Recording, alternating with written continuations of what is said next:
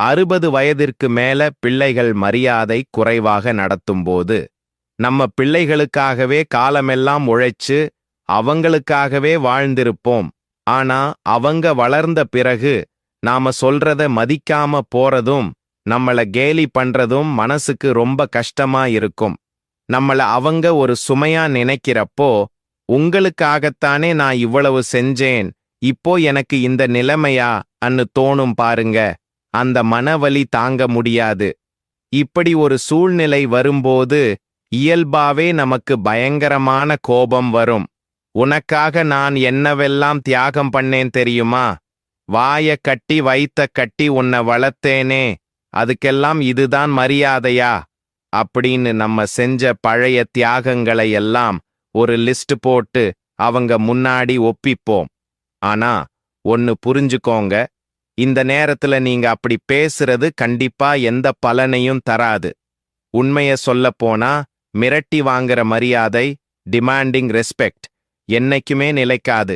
அது பயத்தாலேயோ இல்ல ஒரு கடமைக்காகவோ வர்றது.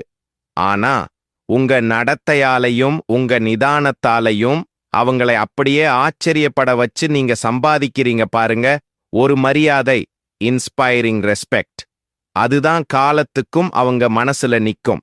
நீங்க கோபப்படுறது உங்களோட பலவீனத்தை தான் அவங்களுக்கு காட்டும்.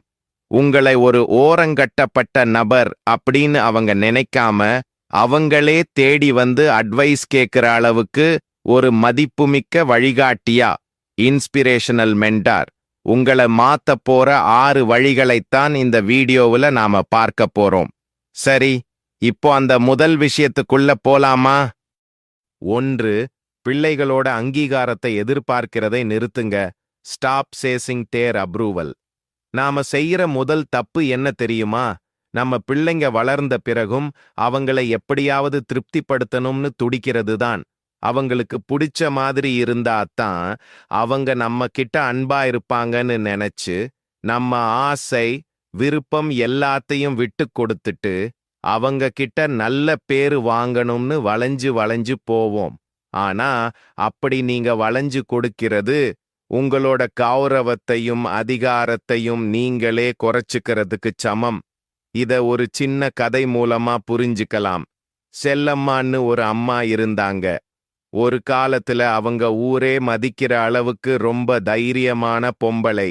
ஆனா வயசானதும் குடும்பத்துல சண்டை வரக்கூடாது, பிள்ளைங்க நம்ம மேல கோபப்படக்கூடாதுன்னு அவங்க செய்யற எல்லா தப்பையும் சகிச்சுக்கிட்டு போனாங்க. ஆனா கடைசியில நடந்தது என்ன தெரியுமா? பிள்ளைங்க அவங்களை ஒரு மனுஷியா கூட மதிக்கல. நாம என்ன பண்ணாலும் அம்மா எதுவும் சொல்ல மாட்டாங்கன்னு அவங்க இஷ்டத்துக்கு ஆட்டி படைக்க ஆரம்பிச்சிட்டாங்க. செல்லம்மா அமைதியா இருந்தது அவங்க குரலையே இல்லாம ஆக்கிடுச்சு. இங்கதான் நீங்க ஒன்னு புரிஞ்சு